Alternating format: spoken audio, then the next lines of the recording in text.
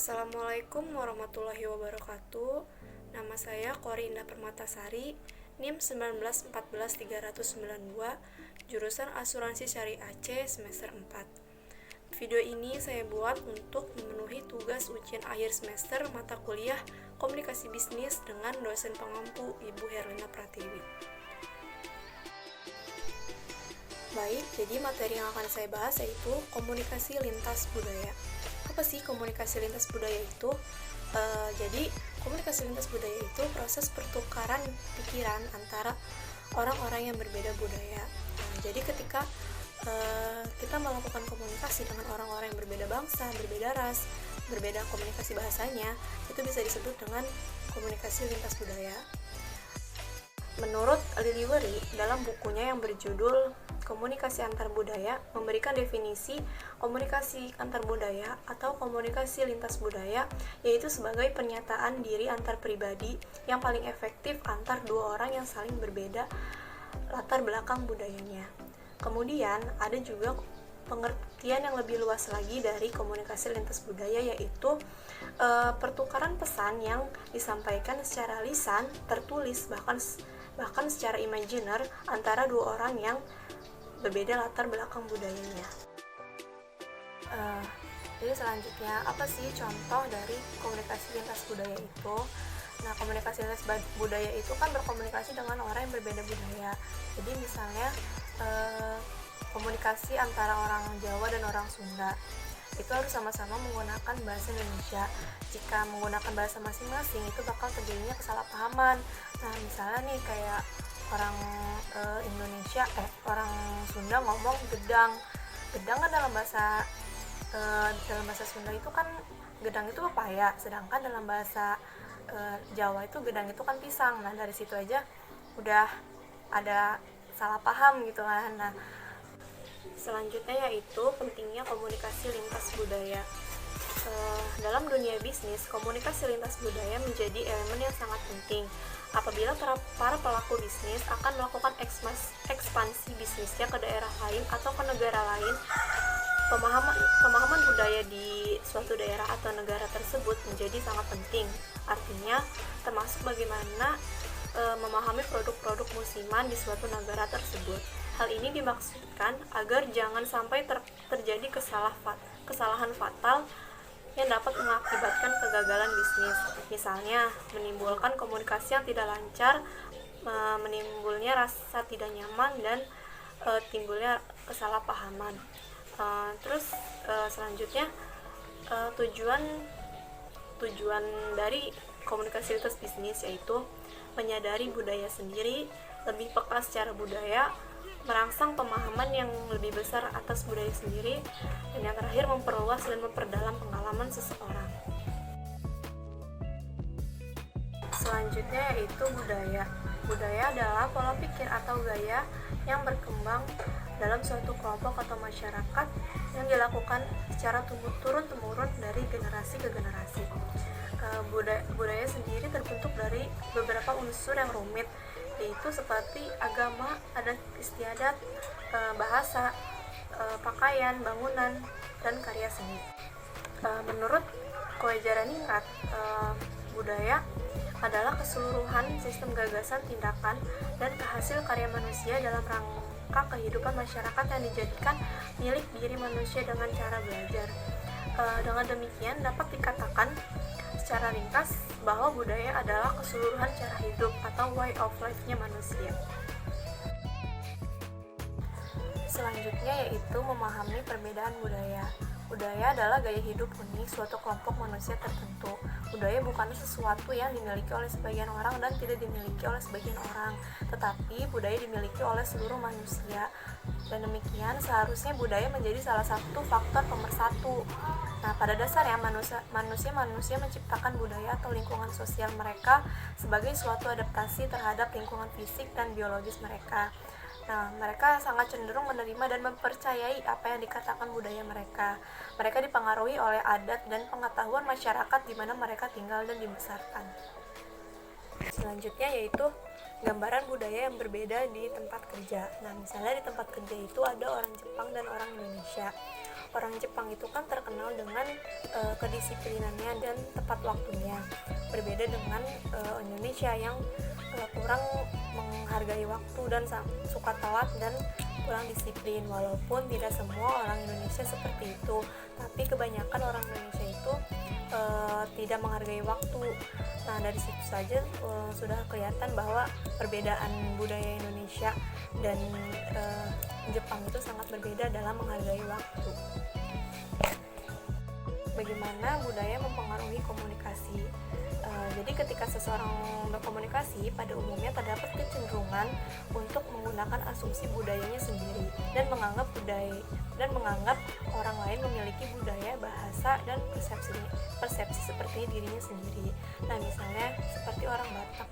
Dalam berkomunikasi itu kan orang Batak terkenal dengan suara yang tegas, lugas, dan nyaring. Hal ini terjadi karena memang budaya yang sudah lama ada di suku tersebut, sehingga bisa disimpulkan bahwa budaya dapat mempengaruhi seseorang dalam berkomunikasi. Selanjutnya, kenapa sih suatu produk seringkali dilengkapi keterangan dalam berbagai bahasa? Jadi suatu produk yang sudah diekspor ke berbagai negara biasanya dilengkapi dalam berbagai bahasa karena untuk menjelaskan bahasa atau komposisi yang ada di dalam produk tersebut maupun untuk memberikan informasi yang mendetail tentang produk tersebut sehingga bisa dimengerti oleh pembelinya dari berbagai negara. Nah, misalnya ada produk dari luar negeri yang dikirim ke Indonesia. Nah, di dalam produk itu nggak ada bahasa Indonesianya, kita kan tidak mengerti. Sebaiknya minimal harus ada bahasa internasional, yaitu bahasa Inggris, jadi kita bisa mengerti apa isi dari komposisi tersebut. Selanjutnya, etnosentrisme. Etnosentrisme itu merupakan suatu persepsi atau pandangan yang dimiliki oleh masing-masing individu yang menganggap bahwa kebudayaan yang dimilikinya lebih baik daripada kebudayaan yang lainnya dan membanggakan budayanya sendiri dan menganggap budaya lain itu rendah. Nah, contohnya itu bagaimana? Contohnya itu penggunaan koteka pada laki-laki dewasa di Papua pedalaman. Nah, bagi masyarakat non Papua pedalaman, menggunakan koteka merupakan hal yang sangat memalukan. Namun bagi masyarakat pedalaman Papua, menggunakan koteka sebagai penutup kelamin mereka itu hal yang wajar dan sudah menjadi kebanggaannya tersendiri. Nah, contoh selanjutnya yaitu perilaku carok di Madura. Carok itu upaya pembunuhan yang dilakukan oleh laki-laki Madura ketika merasa harga dirinya diusik oleh orang lain. Bagi masyarakat di luar Madura, mungkin perilaku tersebut itu dianggap sangat barbar atau sangat brutal.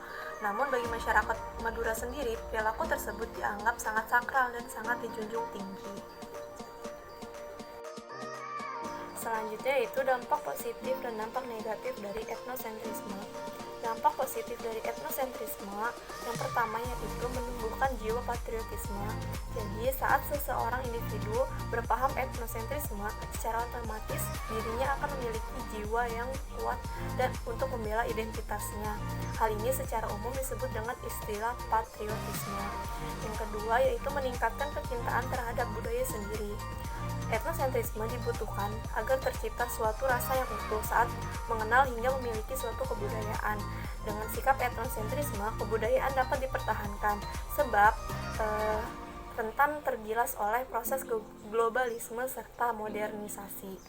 Yang ketiga yaitu menjaga keutuhan multikulturalisme di tanah air. Dampak positif berikutnya adalah dapat menjaga multikulturalisme sebagai identitas suatu bangsa, sebab Indonesia tak lain berdiri dengan adanya falsafah berbeda, tetapi tetap satu jua. Selanjutnya yaitu dampak negatif dari etnosentrisme. Yang pertama yaitu menyebabkan konflik horizontal, yaitu membanggakan budayanya sendiri dan melihat rendah budaya orang lain, yang dapat memicu konflik sesama warga negara. Terlebih lagi jika paham etnosentrisme tersebut tidak hanya melekat pada seseorang individu saja. Yang kedua, menghambat integrasi.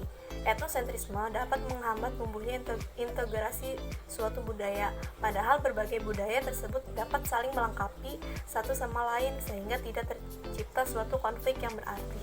Yang ketiga yaitu menurunkan objektivitas ilmu. Etnosentrisme dapat menurunkan perkembangan ilmu pengetahuan sebab seorang individu tersebut akan lebih mengedepankan sisi subjektif dibandingkan dengan sisi objektifnya dalam menilai sesuatu. Lalu bagaimana sih cara menghindari reaksi etnosentrisme? Nah, yang pertama yaitu menerapkan asas kesamaan, yaitu tidak ada budaya inferior dan maupun superior. Nah, perilaku komunikasi harus menghargai budaya pihak lain dan menerapkan budaya sendiri untuk kelompok sendiri. Yang kedua yaitu menerapkan kaidah emas. Jadi kaidah emas adalah memperlakukan orang lain sebagaimana kita ingin diperlakukan. Jadi cara itu relatif mudah dilakukan karena tidak perlu pemahaman terhadap nilai-nilai yang dianut oleh orang lain. Yang ketiga yaitu menerapkan kaidah timah. Kaidah timah adalah memperlakukan orang lain sebagaimana mereka memperlakukan diri mereka sendiri. Cara itu terlihat lebih sulit dari kaidah emas karena harus memahami nilai-nilai yang dianut oleh orang lain. Jadi intinya ketika kita ingin dihargai, maka kita harus menghargai orang tersebut. Perbedaan komunikasi antara kultur low contact dan high contact. Komunikasi konteks rendah atau komunikasi low contact adalah komunikasi yang bersifat langsung, apa adanya, lugas, dan tanpa berbelit-belit, atau biasa kita sebut dengan cara bicara yang belak-belakan. Nah, karakter komunikasi semacam ini biasa terjadi di daerah barat atau di luar negeri, karena mereka sukanya to the point dan tidak suka basa-basi. Selanjutnya itu komunikasi high contact. Komunikasi high contact atau komunikasi konteks tinggi adalah komunikasi yang bersifat implisit dan ambigu, yaitu menuntut penerima pesan agar menafsirkannya sendiri. Komunikasi konteks tinggi bersifat tidak langsung dan tidak padanya, dan Indonesia adalah termasuk ke dalam pengguna komunikasi high contact karena mereka suka basa-basi dan suka bertele-tele kalau dalam ngomong dan tidak to the point. Selanjutnya yaitu hal-hal penting yang menjadi elemen agar suatu komunikasi lisan dan tulisan berhasil dilakukan. Yang pertama yaitu nilai-nilai sosial atau nilai kemasyarakatan yang hidup dan berkembang pada suatu wilayah. Yang kedua yaitu peran dan status. Sektor publik dan status sosial yang berbeda ukurannya antara negara satu dengan negara yang lainnya. Yang ketiga yaitu pengambilan keputusan. Jadi di setiap kebudayaan, sistem pengambilan keputusan akan berbeda dengan kebudayaan yang lainnya. Yang ketiga yaitu konsep waktu. Sebagian besar penduduk di negara maju sudah menyadari bahwa waktu adalah yaitu sangat berharga. Yang kelima yaitu konsep jarak komunikasi. Adanya pemisahan kepentingan pribadi dengan kepentingan bisnis tergantung kapan dia melakukan komunikasi tersebut. Selanjutnya konteks budaya, yaitu penggunaan konteks rendah dan konteks tinggi tergantung di kebudayaan mana komunikasi itu berada dan berlangsung. Yang terakhir yaitu bahasa tubuh. Bahasa tubuh merupakan salah satu elemen yang paling dalam komunikasi khususnya high contact kultur. Baik, itu saja yang presentasi yang dapat saya sampaikan. Kurang lebihnya mohon maaf. Wassalamualaikum warahmatullahi wabarakatuh.